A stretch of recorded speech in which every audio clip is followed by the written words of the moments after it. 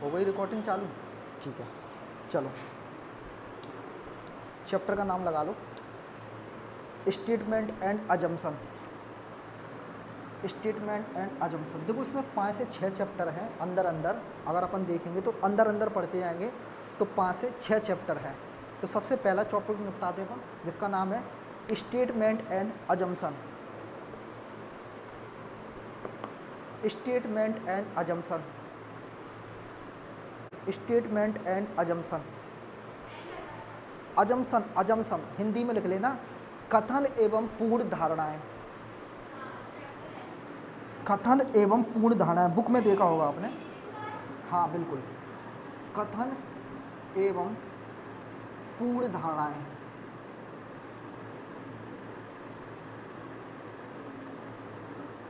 देखो ये जो चैप्टर है ना, जितने भी चैप्टर हैं इन सब में जो है ना क्वेश्चंस के हिसाब से चलना होगा। जैसा वो क्वेश्चन बोले वैसा आपको सोचना है, और हमेशा ध्यान रखना जो सोचते समय जो ज़रूरी बात है वो ये है कि आपको सोचते समय हमेशा सामान्य बातें सोचनी है जो स्टैंडर्ड होती हैं, मतलब सरकार की तरह ही सोचना है आपको। जैसे पूर्ण धारणाएं क्या होती हैं, जैसे पूर्ण धारणाएं क्या होती है, जैसे मान लो कल को मैच है इंडिया और पाकिस्तान से। मैंने कहा कल का मैच है इंडिया और पाकिस्तान से, ठीक है, तो मैच है, तो आपके दिमाग में क्या क्या धारणाएं आएंगी? जो पहले आती हैं वो से कहते हैं पूर्ण धारणा। तो पहले दिमाग में क्या क्या आएगा? ठीक है, कि इंडिया पाकिस्तान का है तो मुकाबला एकदम, समझ रहे आप, बिल्कुल एकदम अच्छा मुकाबला होगा, भीड़ बहुत ज़्यादा होगी, यही तो होगी उम्मीद। ठीक है, तो ये सारी जो बातें हैं ना जो आपके दिमाग में आ रही हैं, अगर ये बातें लिखी हैं स्टेटमेंट में, यानी आपकी पूर्ण धारणा के अंदर ये लिखी हैं तो वो सही है, और अगर नहीं लिखी तो वो पूर्ण धारणा गलत मानी जाएगी। जैसे मैंने कहा कल आपके शहर में, मौसम विभाग ने पहले ही बता दिया, चेतावनी दी आपको कि कल आपके शहर में मूसलाधार बारिश होगी, यानी तेज बारिश होगी, बहुत ज़्यादा बारिश होगी। अब आपके दिमाग में क्या आएगा? कल क्या क्या होने वाला है? अब इसका मतलब, एक तो पहला मतलब समझ आएगा मुझे कि तेज बारिश होगी तो जगह जगह पानी भर जाएगा, समझ रहे, गंदगी होगी, ठीक है, गंदगी होगी, और हो सकता है कि जाम जैसी सिचुएशन बन जाए, गड्ढे भर जाएंगे सड़क के बगल से जो साइड से होंगे वो, ठीक है। तो ये सारी जो पॉसिबिलिटी है ना, अगर ये सारी पॉसिबिलिटी पूर्ण धारणा में लिखी है तो ठीक है, और अगर वो नहीं लिखी तो वो पूर्ण धारणा गलत मानी जाएगी। दूसरी चीज़ आपको यह भी याद रखना है तो पूर्ण धारणा जो है आपके स्टेटमेंट से मैच खाती हुई हो, अगर अलग है तो वो गलत मानी जाएगी। जैसे मैंने कहा कल तेज बारिश होगी, ठीक है, मैंने कहा तेज बारिश होगी, आपके दिमाग में क्या आया कि तेज बारिश होगी, इसका मतलब जगह जगह पानी भर जाएगा, पानी की प्रॉब्लम आएंगी, ठीक है, गंदगी हो जाएगी, तो ये सारी दिमाग में आई थी। मैंने कहा कल जो है ना सचिन का बर्थडे है, उसका कोई लेना देना नहीं है इससे, बारिश होने से, समय होगा वो बात सत्य होगी, क्या हो सकता है कल बर्थडे भी हो, लेकिन उसका इस कथन से कोई लेना देना नहीं है। तो पहली बात तो ये है कि ऐसी पूर्ण धारणाएं हमेशा गलत मानी जाएंगी जो कथन से रिलेशन नहीं रखती हों, यानी उन्हें बहुत ज़रूरी है कि जो स्टेटमेंट दिया है उसी से रिलेटेड होना चाहिए। अगर मैंने बोला है कल इंडिया और पाकिस्तान का मैच है तो क्रिकेट से संबंधित जो पॉइंट होंगे ना वो ही सही होंगे, इसके अलावा अगर कोई पॉइंट है तो फिर वो गलत हो जाएगा। बातें समझ आ रही? जैसे मैंने कहा कल बामौर में सीएम आने वाले हैं, शिवराज सिंह चौहान, तो अब आपके दिमाग में क्या क्या घटनाएं आएंगी? पूर्ण धारणाएं क्या क्या आएंगी? धारणाएं आएंगी कि जगह जगह पुलिस लगी होगी, कुछ रोड ब्लॉक्स कर दिए जाएंगे जहाँ पर आएंगे, कल भाषणबाजी होगी, जो भी है ये सब आपके दिमाग में आ रहा है। अगर ये सब दिमाग में आया है और वो अगर लिखा है पूर्ण धारणा में तो वो पूर्ण धारणा सही मानी जाएगी। और अगर इसके अलावा कुछ लिखा है, मतलब सीएम से संबंधित कोई बात नहीं है, हटके कोई अगर बात है तो वे फिर गलत मान ली जाएगी। जैसे मैंने कहा कल सीएम आएंगे, बामौर का दौरा करेंगे या मुरैना का दौरा करेंगे, तो अगर मुरैने से संबंधित कोई बातें हैं तब तो वो स्टेटमेंट सही है, लेकिन अगर उससे हटके ये आ गया कि कल चाइना की लड़ाई जो है वियतनाम से हो सकती है, तो उस लड़ाई का मुरैने के सीएम के आने से कोई संबंध नहीं है। तो हमेशा पॉइंट जो है ना इससे रिलेशन रखता हुआ होना चाहिए, पहली बात। और दूसरी बात मैं बार बार यही बता रहा हूँ कि जो आपके दिमाग में आया पढ़ने से, और अगर वो लिखा है तो वो सही है, और नहीं है तो नहीं है, चाहे भले ही वो दिखने में आपको सही लग रहा हो। ठीक है, यही इसका एक ही कॉन्सेप्ट है बस, पूर्ण धारणा वाले का, पूरे चैप्टर का यही कॉन्सेप्ट है। ठीक, और देखो इसमें क्या होता है, एक और चीज़ होती है कि इसमें 100% कुछ नहीं होता, इसमें मैक्सिमम पॉसिबिलिटी देखते हैं कि मैक्सिमम पॉसिबिलिटी किसकी है। हाँ, मैक्सिमम सही होने की संभावना क्या है, यानी इसमें संभावना को चेक किया जाता है। जैसे लिखो क्वेश्चन, ठीक, इसमें ऐसे आएगा पूर्ण धारणा, ठीक है, अनुसरण करती है, अनुसरण ऐसे करके, तो इसमें वो पूरी बातें लिख के आती हैं, वो लिखानी है कि नहीं, कि ऐसे ऐसे दिया है, आपको सत्य मानकर चलना है, कि चाहे वो गलत हो या सही हो, वो सब लिखने की ज़रूरत नहीं है, आप सीधे क्वेश्चन लिखो। सबसे पहले कथन लिखो, ठीक है। और एक और चीज़ समझना, इसमें अगर कथन जो है ना, अगर जो पूर्ण धारणा है वो कथन के अगेंस्ट जा रही है तो वो हमेशा गलत मान लिया जाएगा। ध्यान रखना, मैं पहले ही लिख देता हूँ कौन कौन सी चीज़ आपको गलत करनी है। एक तो कथन के कभी भी अगेंस्ट नहीं होनी चाहिए। अगर कथन के अगेंस्ट है, यानी कथन कुछ और कह रहा है और बातें कुछ और की जा रही हैं, कथन के विरुद्ध कोई बातें की जा रही, तो वो हमेशा गलत होगी। यानी अगेंस्ट कह लो या अपोजिट कह लो, या फिर इलॉजिकल हो, ठीक है। इलॉजिकल है तो भी वो गलत मानी जाएगी, इलॉजिकल अगर है तो भी वो गलत मान ली जाएगी। अगर कोई अजम्पशन ऐसा है जिसका कोई लॉजिक नहीं है, बस ऐसे ही दे दिया है, तो भी वो गलत मान लिया जाएगा। तो लिखे, एक कार की सड़क दुर्घटना हुई। देखो इसमें एक या दो या चार क्वेश्चन करने से ये चैप्टर नहीं आएगा, ये एक मतलब कह सकते हैं आप एक समझ वाले चैप्टर हैं। इनमें क्या होता है, समझ डेवलप करनी पड़ेगी, तो इसको करने में थोड़ा समय लगेगा, मतलब 10-15 क्वेश्चन जब आप कर लोगे ना, तब आपकी एक्यूरेंसी आएगी धीरे धीरे। तो एक दो क्वेश्चन से एक्यूरेंसी नहीं आएगी, और इसके लिए कोई फार्मूला भी नहीं होता कि कोई फार्मूला है। बस आपको दिमाग में एक ही बात रखनी है, जो आपसे बोला गया है उससे संबंधित पॉइंट है कि नहीं, और वो तुम्हारे दिमाग में पढ़ने से आया कि नहीं। देखो, एक कार की सड़क दुर्घटना हुई, एक कार की सड़क दुर्घटना हुई, एक कार की सड़क दुर्घटना हुई, एक कार की सड़क दुर्घटना हुई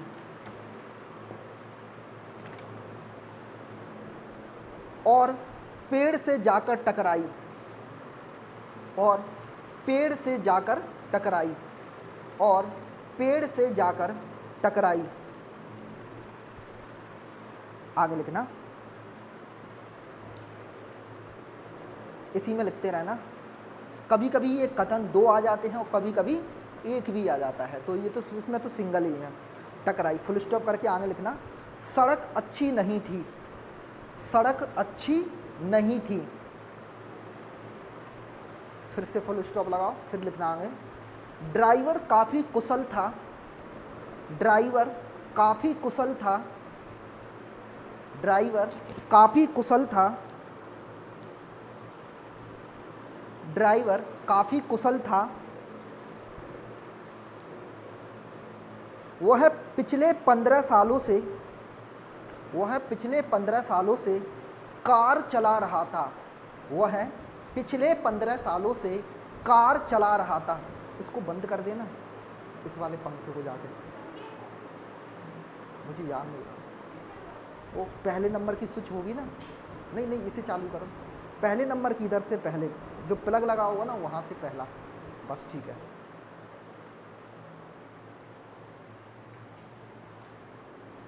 वह पिछले 15 सालों से कार चला रहा था। हाँ अब बताएं, पूर्ण धारणा लिखो इसमें, पूर्ण धारणा पहली लिखो, फर्स्ट लिखना। दुर्घटना, दुर्घटना चालक के कारण हुई, दुर्घटना चालक के कारण हुई। तुम इधर बैठ जाना अगर प्रॉब्लम हो रही हो तो गर्मी की। दुर्घटना चालक के कारण हुई।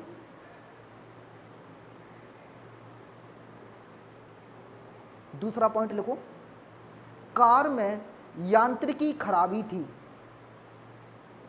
कार में यांत्रिकी खराबी थी, बताओ क्या होगा। कार में यांत्रिकी खराबी थी, बताओ। इसमें ऐसे ऑप्शन आते हैं, पहला सत्य है यानी पहला अनुसरण करता है, दूसरा अनुसरण करता है, दोनों अनुसरण करते हैं, या फिर ऐसे होगा चौथा ऑप्शन दोनों में से कोई भी अनुसरण नहीं करता। तो आपको कोई आंसर होगा इसका, बताओ क्या होगा आपके हिसाब से। देखो इनकी अगर मैं स्टेटमेंट पे ध्यान दूं तो मेरे दिमाग में क्या क्या बातें आनी चाहिए। एक कार की सड़क दुर्घटना हुई, ठीक है। अब दुर्घटना होती है तो दो चीज़ें होती हैं, या तो कार का कोई इंस्ट्रूमेंट खराब हुआ हो, या फिर हो सकता है कि ड्राइवर सो गया हो, या हो सकता है कोई अचानक से कोई कार के सामने आ गया हो, यही सारी घटनाएं हो सकती हैं, ठीक है। उसने कहा पेड़ से जाकर टकराई, तो इसका तो मतलब ये है कि सामने वाला तो कोई है ही नहीं, सामने से कोई टकराई नहीं है कार, ठीक है। अब पेड़ से जाकर टकराई, हाँ सड़क अच्छी नहीं थी, वो उसने स्टेटमेंट भी दे दिया कि सड़क थोड़ी ठीक ठाक नहीं थी, सड़क अच्छी नहीं थी। ड्राइवर काफ़ी कुशल था, इसका मतलब ये है कि ड्राइवर को काफ़ी एक्सपीरियंस था, तो ऐसा व्यक्ति नहीं है कोई अनाड़ी हो, तथा वह पिछले 15 सालों से कार चला रहा था, तो वो 15 सालों से कार भी चला रहा था, उसे एक्सपीरियंस ठीक ठाक है, मतलब ऐसी कोई घटना नहीं है कि ड्राइवर से कोई चूक हो जाए। अब पहला देखते हैं पूर्ण धारणाएं। दुर्घटना चालक के कारण हुई, देखो ये आपको पढ़ने में सही लग सकता है कि दुर्घटना चालक के कारण हुई होगी, उसने कोई गलती की होगी, बट लेकिन इसमें एक और बात बोली गई है स्टेटमेंट में कि उसको 15 साल का एक्सपीरियंस है, और उसके साथ साथ सड़क अच्छी नहीं थी और ड्राइवर काफ़ी कुशल था। काफ़ी कुशल होने का मतलब ये है कि ड्राइवर गलती नहीं करता, उसे काफ़ी एक्सपीरियंस है। खराबी कुछ और होगी, यानी कुछ ना कुछ प्रॉब्लम कोई और रही होगी। दूसरा प्रॉब्लम क्या है, तो पहली वाली जो बात है ना, वो आपका कोई समस्या अगर आप देखोगे दुर्घटना चालक के कारण होती है, चालक के कारण दुर्घटना नहीं होनी चाहिए, क्योंकि इसमें चालक जो है ना वो काफ़ी कुशल था। हाँ बिल्कुल, चालक की तो अच्छा ही कर रहा है, अगर आप उसकी अगर इसे गलत कर दोगे ना, इसे सही कर दो, मतलब दुर्घटना चालक के कारण हुई, अगर ये कहना चाहोगे तो फिर इसका मतलब तो ये हुआ कि आप स्टेटमेंट के अगेंस्ट चले गए, समझ रहे। ये बातें आपको ध्यान रखनी है। अगर आप ये कहना चाह रहे हैं कि ऊपर स्टेटमेंट में कहा गया है कि जो चालक है वो चलाने में एकदम कुशल है, उसे 15 साल का एक्सपीरियंस है, तो चालक में तो कोई प्रॉब्लम नहीं है। और अगर आप पूर्ण धारणा के हिसाब से आ रहे तो वो ये कहना चाह रही कि दुर्घटना चालक के कारण हुई है, तो ये इस स्टेटमेंट के बिल्कुल अगेंस्ट हो जाएगी, तो अगेंस्ट वाला स्टेटमेंट हमेशा गलत माना जाएगा, मैंने यही कहा था। तो ये वाला जो स्टेटमेंट है वो गलत है कि दुर्घटना किसके कारण हुई, चालक के कारण हुई। सेकंड पॉइंट, कार में यांत्रिकी खराबी थी, तो देखो ये हो सकता है, ये आपके दिमाग में आया होगा कि एकदम से एक्सीडेंट हुआ है, सड़क भी खराब थी और साथ में कार अगर पेड़ में जाके टकराई है तो इसका मतलब हो सकता है एकदम ब्रेक फेल हो गई हो, या कोई हो सकता है टायर वायर एकदम से ब्लास्ट हो गया हो, ऐसी कुछ खराबी हुई होगी। तो ये देखो अगर इस स्टेटमेंट को अगर अपन देखेंगे ना, इस कंक्लूजन को अगर आप देखोगे तो एक तरह से लॉजिकल भी से सही है, यानी ये लॉजिकली भी सही है, इसमें कोई समस्या नहीं है। हो सकता है कि कार में यांत्रिकी खराबी आ गई हो और जिससे के कारण क्या हुई होगी, कार पेड़ से जाकर टकराई हो गई, तो ना तो ये कहीं से भी आपका अगेंस्ट है और ना तो कहीं से इलॉजिकल बनना है, तो लॉजिकल भी है कि कार में कोई खराबी आ गई होगी, इस कारण कार जो है पेड़ से जाकर टकराई। तो इसमें कौन सा स्टेटमेंट सही होना चाहिए, तो फर्स्ट तो पूरी तरह गलत है और सेकंड वाला आपका सही है, क्योंकि ये आपके दिमाग में बात आ रही थी पढ़ने से कि अगर एक्सीडेंट हुआ है तो कार में अचानक से कुछ खराबी हो गई होगी। अच्छा ऐसे होता कि सड़क में गड्ढे थे, तो ये भी सही है क्योंकि सड़क खराब थी, अगर होता तो ये भी सही होता फिर इस हिसाब से। अगर मैं ऐसे बोले सड़क में जो है ना पानी भरा था जगह जगह, एक गहरा गड्ढा था, तो ये भी सही होता, क्यों, क्योंकि उसमें बिल्कुल उसके साथ में जा रहा है ना ये स्टेटमेंट के कि सड़क खराब थी। चलो आगे लिखना, अगला नेक्स्ट दूसरा क्वेश्चन लिखूं। इसमें बस आपको पढ़ना है और पढ़ के समझना है, और इसमें कुछ नहीं है इस पूरे चैप्टर में। बस आपको ये याद रखना है कि एक तो स्टेटमेंट के अगेंस्ट नहीं जाना है आपको, ठीक, और इलॉजिकल बात नहीं करनी है बिल्कुल भी।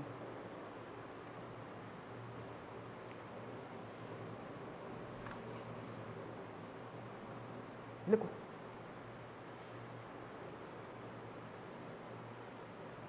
और एक और चीज़ विशेष याद रखनी है कि कभी भी इसमें जो है ना सरकार के अगेंस्ट नहीं जाना है, उस स्विच को दोबारा जोर से दबा देना।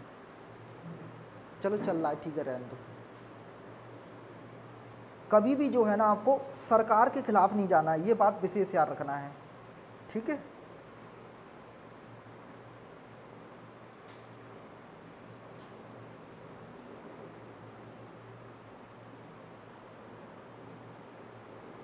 लिखो, सरकार ने देश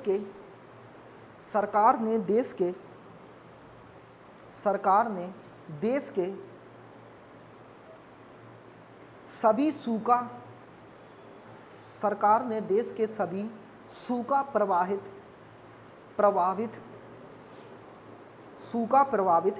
क्षेत्रों के लिए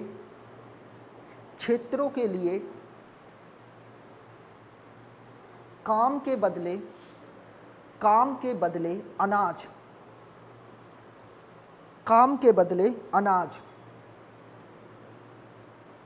कार्यक्रम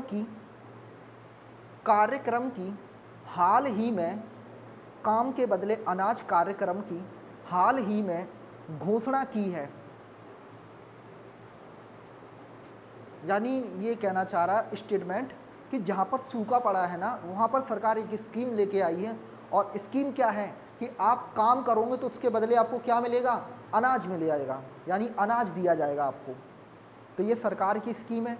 और मैं आपको बार बार बता रहा हूँ कि सरकार के खिलाफ तो आपको बिल्कुल भी स्टेटमेंट नहीं देना है, यानी कोई भी कंक्लूजन अगर सरकार के अगेंस्ट है कि सरकार की ये गलती है, उसको तो कभी गलत करना ही मत।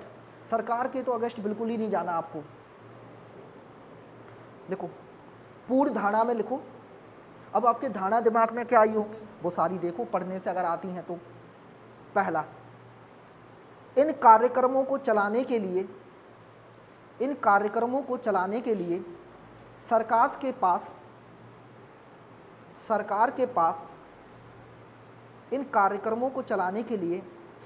के पास पर्याप्त निधि है। इन कार्यक्रमों को चलाने के लिए सरकार के पास पर्याप्त निधि है। दूसरा, सेकंड लिखो, हो सकता है इन कार्यक्रमों के कारण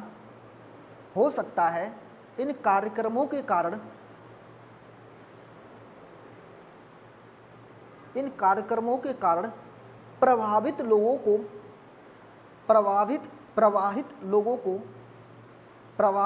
को कम से कम दिन में एक बार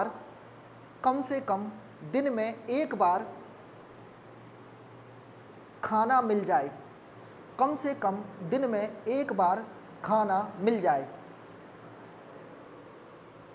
कम से कम दिन में एक बार खाना मिल जाए। हाँ, अब देखो मैं समझाता हूँ। उनके कहने का मतलब ये है स्टेटमेंट में कि जहाँ पर कहीं पर ऐसे सूखा पड़ गया होगा, ठीक है, तो वहाँ पर सरकार एक स्कीम लेके आई है। स्कीम ये है कि आप काम करोगे तो उसके बदले आपको क्या दिया जाएगा, अनाज दिया जाएगा। तो अब इसकी पूर्ण धारणा में क्या है, यानी इसके कंक्लूजन में देखेंगे अजम्पशन में क्या है। तो अजम्पशन, फर्स्ट अजम्पशन ये कहता है कि इन कार्यक्रमों को चलाने के लिए सरकार के पास पर्याप्त निधि है। निधि का मतलब होता है सरकार के पास बजट, यानी पैसा है। तो क्या है ये स्टेटमेंट, गलत है या सही है? ये बिल्कुल सही है। क्यों? क्योंकि आप सरकार के खिलाफ नहीं जा सकते। तो वो ये कहना चाह रहा है कि ये जो स्कीम लाई है सरकार, तो सरकार के पास इसके लिए पर्याप्त पैसा है।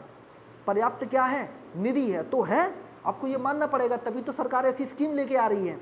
अगर सरकार जैसे अभी एक स्कीम चला रही लाडली बहन योजना, तो उसमें 1100 रुपये या 1250 रुपये दे रही, तो सरकार तभी तो दे रही जब सरकार के पास बजट है। अगर होगा नहीं तो कैसे दे देगी सरकार? तो इसका मतलब ये है, पहला स्टेटमेंट कैसा है आपका, बिल्कुल परफेक्ट, इसमें कोई प्रॉब्लम नहीं है। और वैसे भी मैंने आपको पहले ही बता दिया कि सरकार के खिलाफ तो बिल्कुल भी नहीं आना, यानी सरकार को तो आप क्रिटिसाइज करना ही नहीं है आपको, ठीक है, गलत नहीं ठहराना है सरकार को। तो सरकार जो करती है वो बिल्कुल सही माना जाएगा आपको। दूसरा, हो सकता है इन कार्यक्रमों के कारण प्रभावित लोगों को कम से कम एक दिन का खाना मिल जाए। तो देखो, खाने जैसी अगर स्कीम लाई है सरकार, तो सरकार कोई भी स्कीम लाती है ना तो पहले सर्वे कराती है, ऐसे नहीं लाती सरकार कोई भी स्कीम। सर्वे का मतलब पहले भेजती है, पहले एक्सपेरिमेंट के तौर पर छोटे से ग्रुप को करके देखते, फिर बड़े लेवल पर, फिर बड़े लेवल पर, तब जाके ये एक्सपेरिमेंट किए जाते हैं।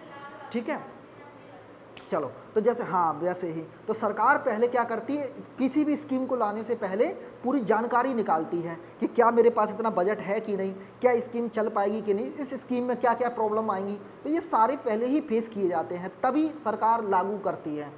तो इन्होंने कहा कि ऐसा करने से सरकार सोचती है कि कम से कम एक दिन का खाना मिल जाएगा, तो सरकार ने कहा है तो बिल्कुल सही है। तो दूसरा स्टेटमेंट भी क्या माना जाएगा, सही माना जाएगा। तो सेकंड कंक्लूजन भी क्या है, सही। तो इसका आंसर होगा बोथ आर करेक्ट, यानी दोनों सही हैं। इसे देखो तुम करो, ठीक है, मोबाइल रख लो, ठीक है। देखो ये क्वेश्चन जो है ना, मैं फिर समझा रहा हूँ, ये समझने से या देखने से नहीं आएंगे, इनमें मैंने कहा था कि समझ डेवलप करनी पड़ेगी, तो आपको ध्यान से सुनने पड़ेंगे ये सारी बातें जितनी मैं बता रहा हूँ, नहीं तो फिर अगले क्वेश्चन में ये गलत हो जाएंगे। लिखो, कथन में लिखो आप फिर से,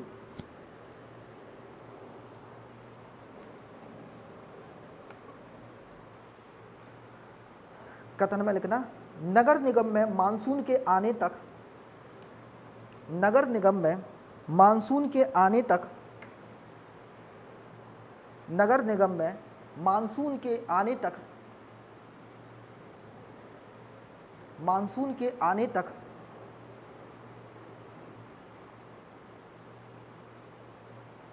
शहर में जल आपूर्ति में, शहर में जल आपूर्ति में,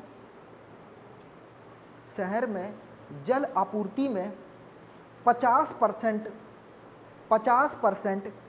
कमी करने की घोषणा की है, कमी करने की घोषणा की है।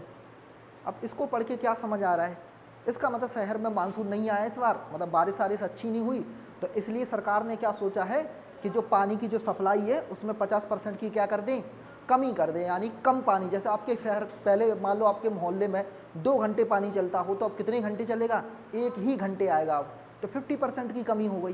तो इस तरह से सरकार ने ये एक निर्णय लिया है।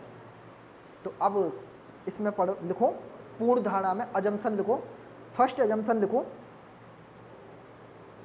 हो सकता है लोग, हो सकता है लोग, हो सकता है लोग नगर निगम के, हो सकता है लोग नगर निगम के एक पक्षीय निर्णय का, एक पक्षीय निर्णय का विरोध करेंगे। बताओ, एक एक करके बताओ तुम स्टेटमेंट, क्या ये सही है, सही है ये? मतलब सरकार ने सीधे क्या किया, जैसे कल को नगर पालिका है, ठीक है, जैसे नगर पालिका है, मान लो कल को 2 घंटे पानी आता था, आपके मोहल्ले में 1 घंटे ही पानी आए, अब मानसून नहीं आया, और सरकार ने क्या कर दिया, मतलब नगर पालिका मतलब सरकार ही है, आप इसको ये समझ लीजिए करो, और उसने क्या किया, पानी की कटौती कर दी, तो आप क्या करोगे, क्या करोगे, विरोध करोगे इकट्ठा होके एक पक्षीय निर्णय का? तो ये गलत माना जाएगा। मैंने क्या कहा था, ये सरकार के अगेंस्ट जा रहे हो आप, विरोध करोगे ना, इसका मतलब सरकार के विरोध में जा रहे हो आप, समझ रहे हो? तो सरकार ने अगर कोई डिसीजन लिया है ना कि 50% की कमी कर दें, तो वो इसलिए किया गया है क्योंकि मानसून नहीं आया है ना। अगर सरकार के पास पर्याप्त पानी हो तो वो क्यों कटौती करे? तो अगर आप कटौती करवाओगे ना, इस तरह से कटौती को करवाओगे कंप्लीट, एक पक्षीय निर्णय का विरोध करोगे, तो विरोध करोगे तो क्या होगा, कुछ नहीं होगा। आप विरोध करने जाओगे, 2-4 लोगों पे FIR कट जाएगी, चुपचाप बैठ जाएंगे घर, ठीक है, बस ये होगा। क्यों? क्योंकि सरकार ने जो डिसीजन लिया है वो आपको सत्य ही मानना पड़ेगा। मैं बार बार समझा रहा हूँ, आप सरकार के खिलाफ मत जाओ, ठीक है। और इस स्टेटमेंट में अगर आप देख रहे तो ये जो कंक्लूजन जो है, अजम्पशन जो है, वो सरकार के अगेंस्ट जा रहा है कि आप, सरकार ने कोई डिसीजन लिया है और आप उसका विरोध कर रहे हो इकट्ठा होकर, तो ये क्या है, विरोध जा रहा है। हाँ, तो उसका अगर आप विरोध करोगे कि सरकार ने लॉकडाउन क्यों लगाया, तो वो गलत माना जाएगा, समझ? आप सरकार के विरोध नहीं जाओगे, सरकार जो कहेगी वो सही है। अगला देखते हैं, नेक्स्ट सेकंड, दूसरा लिखो पूर्ण धारणा। तो पहली पूर्ण धारणा क्या हो गई, गलत हो जाएगी। क्यों? क्योंकि ये सरकार के अगेंस्ट जा रही है। मैंने कहा था आपको अगेंस्ट नहीं जाना है, स्टेटमेंट के अगेंस्ट नहीं जाना है, ठीक है। ठीक है, तो अगेंस्ट तो बिल्कुल ही नहीं जाना, क्योंकि उसमें 50% की कमी कर रहा है स्टेटमेंट में, और वो कह रहा है कि मानसून नहीं आया इसलिए एक कमी की जा रही है। और अगर आप इसका विरोध कर दोगे तो वो स्टेटमेंट जो है ना उसके अपोजिट हो जाएगा बिल्कुल। तो अपोजिट बात नहीं चलेगी यहाँ पर। अपोजिट बात क्या मानी जाएगी? गलत मान ली जाएगी। दूसरा, हो सकता है नगर निगम वासियों के कर को हो सकता है नगर निगम वासियों के कर को कम कर लें। हो सकता है नगर निगम निवासियों के कर को कम कर ले, क्योंकि यह पर्याप्त जल उपलब्ध कराने में असफल रहा है। पर्याप्त जल उपलब्ध कराने में असफल रहा है। बताओ आप इसमें क्या करोगे? ये ऐसे ही आते हैं पेपर में, ठीक है, जो आपको कंफ्यूज कर देंगे। बताओ,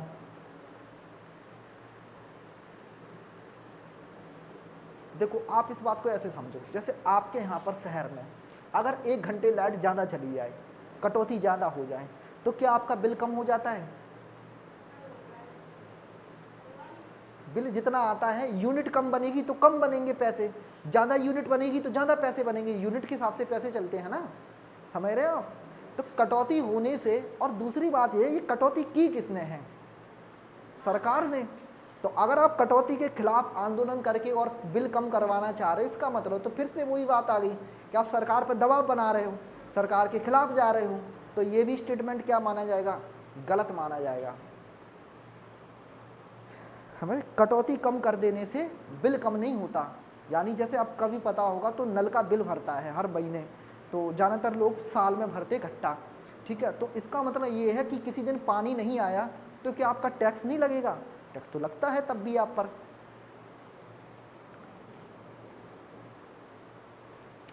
तो ये भी क्या है, ये क्यों गलत है? क्योंकि ये बिल्कुल इलॉजिकल हो गया कि एक मान लो आपके पानी, शहर में पानी कम आ गया, तो कम आने का मतलब ये थोड़ी ना कि तुम बिल नहीं भरोगे, तुम्हें बिल तो भरना पड़ेगा तब भी। तो ये एक तरह से इलॉजिकल हो गया, मतलब इसका कोई लॉजिक ही नहीं बनता कि पानी की कमी हो गई तो हम बिल ही नहीं देंगे, ऐसे थोड़ी ना होता है। समझ रहे हैं आप?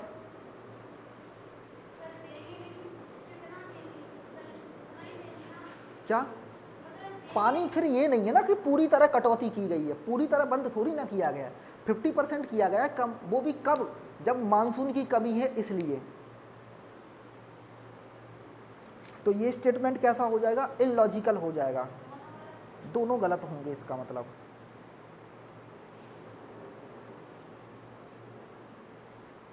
देखो अगला, बस इसमें ऐसे ही क्वेश्चन पढ़ने हैं और ऐसे ही लगाने हैं आपको, और सरकार के अगेंस्ट मत जाना और सारे स्टेटमेंट को ध्यान से पढ़ते रहो। देखो, रेल की पटरियों को पार करने की कोशिश कर रहे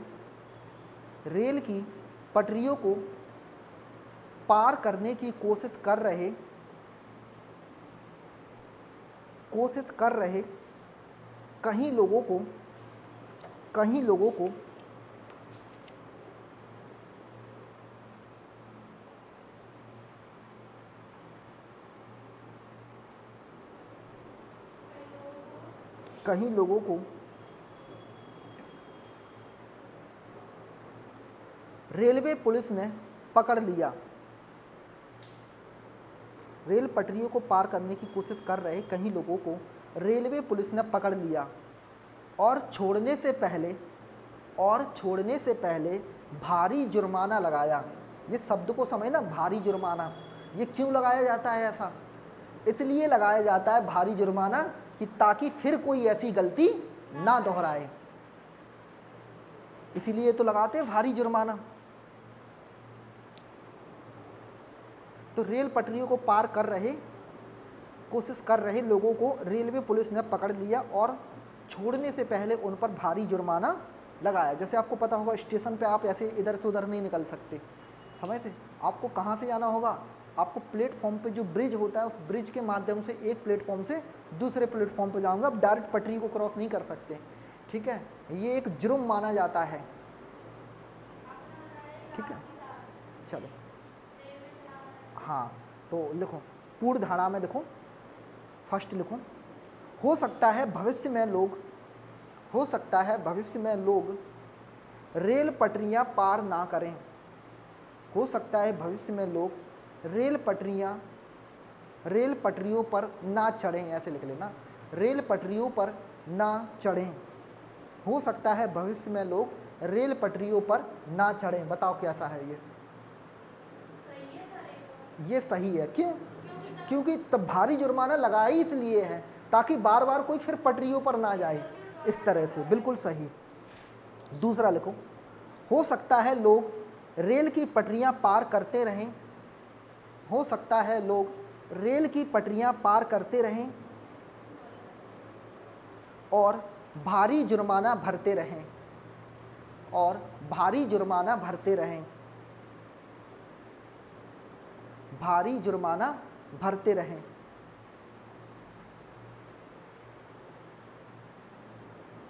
भारी जुर्माना भरते रहें।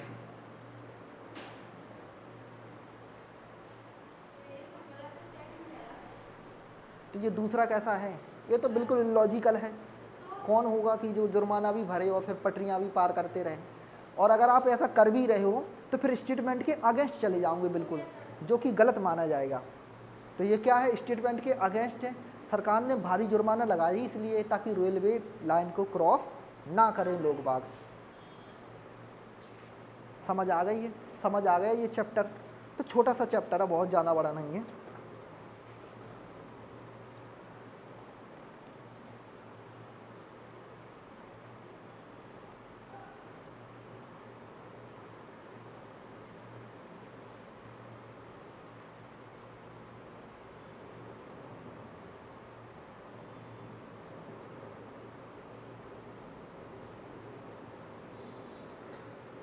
चलो एक और लिख लो। यदि पूरे महीने बारिश नहीं होती है, यदि पूरे महीने बारिश नहीं होती है तो, यदि पूरे महीने बारिश नहीं होती है तो,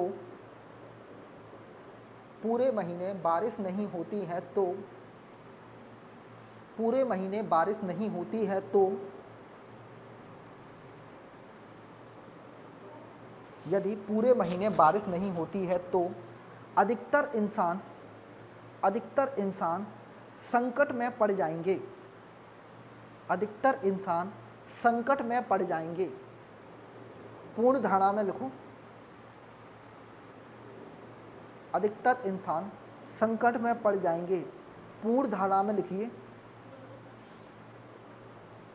फर्स्ट लिखना, समय से बारिश होना, समय से बारिश होना खेती के लिए अनिवार्य है। अब पहले तो सबसे पहले ये देखो क्या उस स्टेटमेंट से मिलता जुलता है ये कंक्लूजन, और अगर है तो क्या उसका अगेंस्ट है, उसके अपोजिट है, क्या ठीक है उसके बारे में, पहले ये चेक करो। समय से बारिश होना खेती के लिए अनिवार्य है, मतलब बताओ, यदि पूरे महीने बारिश नहीं होती है तो अधिकतर इंसान क्या है? संकट में आ जाएंगे। ये इन्होंने स्टेटमेंट दिया है। अब आपको ये समझना, स्टेटमेंट से अगर कोई चीज़ कही गई है तो वो सही मानी जाती है हमेशा। ठीक है, आगे पढ़ते हैं। समय से बारिश होना खेती के लिए क्या है? अनिवार्य है, मतलब जरूरी है। तो ये बिल्कुल सही है, इसमें क्या प्रॉब्लम है? कोई प्रॉब्लम नहीं है। खेती से संबंधित लिखा है, वो ही बारिश से संबंधित है, तो और स्टेटमेंट के अगेंस्ट भी नहीं है, तो ये कैसा माना जाएगा? ट्रू माना जाएगा, यानी सत्य माना जाएगा। तो ये सही है स्टेटमेंट, इसमें कोई प्रॉब्लम नहीं है। दूसरा स्टेटमेंट लिखो, सामान्यतः अधिकतर किसान बारिश पर निर्भर होते हैं। बताओ, सामान्यतः अधिकतर किसान बारिश पर निर्भर होते हैं। तो देखो ये स्टेटमेंट से ही मिलता जुलता है बिल्कुल एकदम। अगर आप देखोगे तो उसमें बारिश की ही बात की गई थी, और उसमें यह भी कहा गया था कि अगर बारिश नहीं हुई तो क्या होगा, इससे अधिकतर इंसान संकट में पड़ जाएंगे। इसका मतलब है अगर बारिश नहीं हुई तो खेती बेती सही से नहीं होगी ना, यही तो आपके दिमाग में पूरी धारणा आई ना। अगर मैं आपसे ये कहूँ कि अगले 1 साल तक बारिश नहीं होगी तो इससे क्या होगा, तो आपको पता है पानी की कमी हो जाएगी, जो खेती है वो अच्छी से नहीं होगी। तो यही सारी बातें उसमें बताई गई हैं। तो इसका मतलब बोथ आर करेक्ट। बताओ इस चैप्टर में कोई प्रॉब्लम है? ठीक, आपका ये चैप्टर हुआ समाप्त। तो इसमें इसी तरह के चैप्टर हैं और इसी तरह से समझने हैं आपको। हाँ बस ऐसे ही है। अब तो आपको मैक्सिमम क्वेश्चंस लगाने हैं। आप किताब में जाके कथन एवं आपको पूर्ण धारणाएं मिलेंगी, तो उसको पढ़ना और क्वेश्चंस लगाना।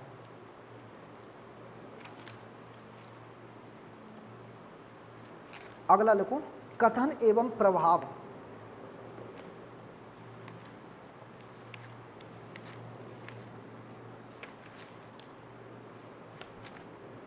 इसे रोको, इसको लिखो आप इससे पहले, इस चैप्टर को बाद में करेंगे। ये लिखो, कथन एवं तर्क, आर्गुमेंट, स्टेटमेंट एंड आर्गुमेंट। ये अजम्पशन था, ये पूर्ण धारणाएं। पूर्ण धारणा का मतलब समझते हो पहले क्या आता है दिमाग में पढ़ने से। जैसे मैं बता रहा था कि कल मान लो सीएम आएंगे तो आपके दिमाग में क्या क्या आया, तो ये होती है पूर्ण धारणा। और तर्क क्या होता है? तर्क अलग चीज़ है, तर्क अलग है, समझ रहे हो? जैसे आप तर्क देते हो, जैसे घर में खाना बनना है, ठीक है, तो अगर नमक कम हो गया तो आप उसके लिए तर्क दोगे कि ऐसे नहीं ऐसे बनानी चाहिए सब्जी, इस तरह से अच्छी बनती है। तो ये तर्क जो देते हैं ना, एक तरह से सलाह जो देते हो आप, उसी को कहते हैं तर्क वितर्क। अपन तर्क वितर्क करते हैं, कमी निकालते हैं, फिर उसमें बताते हैं कि इसमें ये है, इसमें ऐसा करना चाहिए, ऐसा नहीं ऐसा करना है, इसी को कहते हैं तर्क वितर्क। तो अब आपका तर्क, ठीक है, तो क्वेश्चन लगा लो हेडिंग, कथन एवं तर्क। एक तरह से आप कह सकते हो एडवाइस है ये, ठीक है, सलाह है एक तरह से। कथन एवं तर्क, कथन एवं तर्क, इसके क्वेश्चन बहुत आते हैं।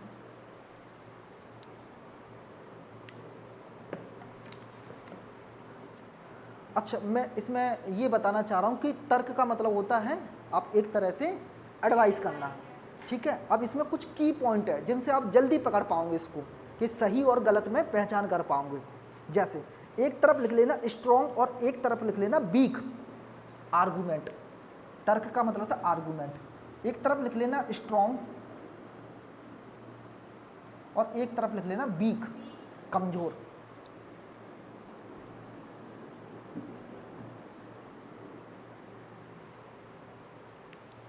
अच्छा, जो स्ट्रॉन्ग या इसी को ट्रू भी बोल सकते हैं अपन, इसको सत्य मानते हैं अपन, ठीक है।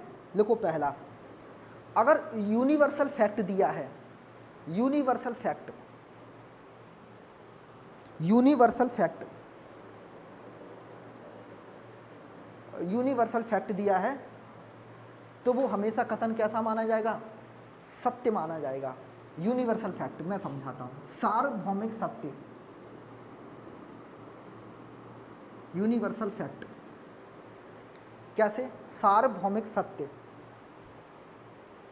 सार्वभौमिक सत्य।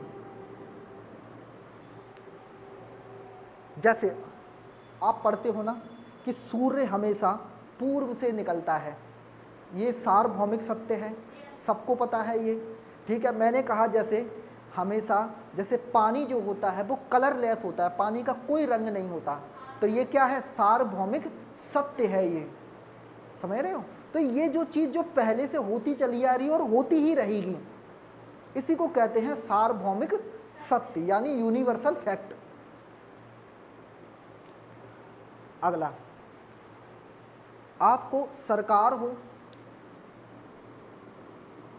सरकार तो हर जगह है, या सुप्रीम कोर्ट हो, वो भी अपने आप में सरकार ही है, या हाई कोर्ट का डिसीजन हो, किसी भी कोर्ट का डिसीजन हो, का निर्णय हमेशा क्या माना जाएगा? या फिर यूएनओ हो, यूनाइटेड नेशन, यूएनओ हो, का निर्णय हमेशा हमेशा सत्य माना जाएगा। अगर इन्होंने कोई डिसीजन दिया है ना तो वो सत्य माना जाएगा हमेशा। जैसे कहीं पर यह कहा गया है कि सुप्रीम कोर्ट ने डिसीजन दिया है कि एकन समान संहिता लागू होनी चाहिए, तो आपको मानना पड़ेगा कि होनी ही चाहिए फिर, क्योंकि ये सुप्रीम कोर्ट का जजमेंट है ना, तो सुप्रीम कोर्ट का जजमेंट आप कभी गलत नहीं ठहरा सकते। ठीक, तीसरा पॉइंट, कोई भी अगर आपका इंडेक्सेस वगैरह है, जैसे हैप्पीनेस इंडेक्स आती है, कोई भी अगर लिस्ट आती है तो वो लिस्ट आपको हमेशा सत्य माननी होगी। जैसे रैंकिंग आती है, रैंक कि भारत की रैंक कितने हैं, वर्ल्ड बैंक में इतनी रैंक है, जैसे कई बार आता है, तो जितनी भी रैंकिंग वगैरह आती है ना, वो आपको सत्य माननी होंगी। ठीक, इंडेक्स या फिर रैंक। जैसे आपने हैप्पी इंडेक्स सुना होगा, वर्ल्ड हैप्पीनेस इंडेक्स आती हैं, भारत का कौन सा स्थान है, उस तरह से। तो वो भी आपको, जैसे अभी क्वेश्चन आता है कि कोयले में कौन सा स्थान है भारत का, इसमें कौन सा स्थान है, तो ऐसी इंडेक्सेस आपको हमेशा सत्य माननी पड़ेंगी। ठीक, और अगर कोई अथॉरिटी कोई बात कहती है, अथॉरिटी कैसे, जैसे वर्ल्ड बैंक ने कोई बात कही गई है, ठीक है, या आपके इसरो ने कोई बात कही है, तो ये बात हमेशा सत्य मानी जाएगी। कोई भी अथॉरिटी अगर कोई बात कहती है तो वो बात भी कैसी मानी जाएगी, सत्य में ही मानी जाएगी। जैसे मान लो आपका जैसे वर्ल्ड बैंक होता है, जैसे ग्रुप होते हैं, ठीक है, तो इस तरह से अगर कोई अथॉरिटी है तो अगर वो बात कहती है तो वो बात भी क्या मानी जाएगी, सत्य ही मानी जाएगी। ठीक, अगला, इसमें एक्सपीरियंस की बात की जाए तो हमेशा सत्य माना जाएगा। एक्सपीरियंस, अनुभव, अगर अनुभव दिया हो तो वो सत्य माना जाता है, हमेशा इसे ट्रू में रखना है। और कभी ऐसे लिखा हो एक तरीका, यह भी एक तरीका है, एक तरीका, तो वो हमेशा सत्य माना जाएगा। मतलब एक तरीका, मतलब जैसे कोई काम किया, आपने कहा ये भी तो तरीका हो सकता है, जैसे कोई क्वेश्चन है, मैंने 2 तरीके से सॉल्व कर दिया, आपके दिमाग में एक और तरीका है, तुमने कहा ये भी तो तरीका हो सकता है, तो एक और तरीका हो सकता है, तो वो भी सत्य माना जाएगा।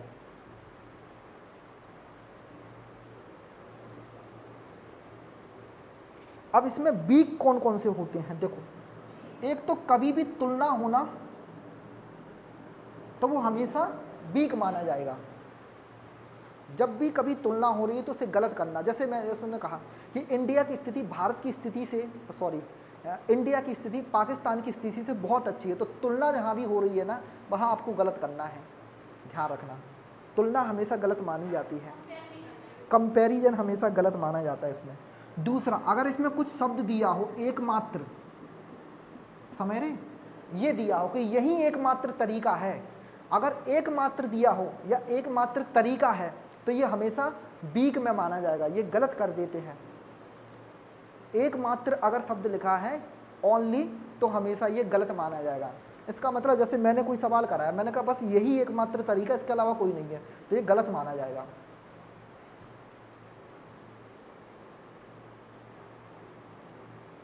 ठीक, और अगर इसमें कोई महत्वहीन सलाह दी जा रही है तो वो भी गलत माना जाएगा। महत्वहीन सलाह, यानी ऐसी सलाह जिसका कोई मतलब नहीं है, तो वो सलाह भी कैसी मानी जाएगी, गलत मानी जाएगी। यानी आप फ्री की एडवाइस दे रहे हो बिना मतलब के, जिसको ज़रूरत भी नहीं है, तो वो सलाह गलत मानी जाएगी। ठीक, और अगर इसमें अंधविश्वास की बात चल रही हो तो भी गलत माना जाएगा, अंधविश्वास। ठीक है, अगर स्टेटमेंट पे कहीं भी अंधविश्वास दिया है तो वो गलत माना जाएगा। आप समझ गए अंधविश्वास, वो आप स्टेटमेंट पढ़ के समझ जाओगे। और अगर आपका कंक्लूजन, जैसे अपन कहेंगे आर्गूमेंट, अगर आपका आर्गूमेंट जो है संदेहपूर्ण है, यानी जिसमें डाउट है कहीं ना कहीं, तो भी गलत माना जाएगा। तो संदेहपूर्ण नहीं होना चाहिए, वो उसमें संदेह नहीं होना चाहिए किसी भी प्रकार का। अगर वो क्लियर नहीं है तो वो गलत माना जाएगा। तो ये कुछ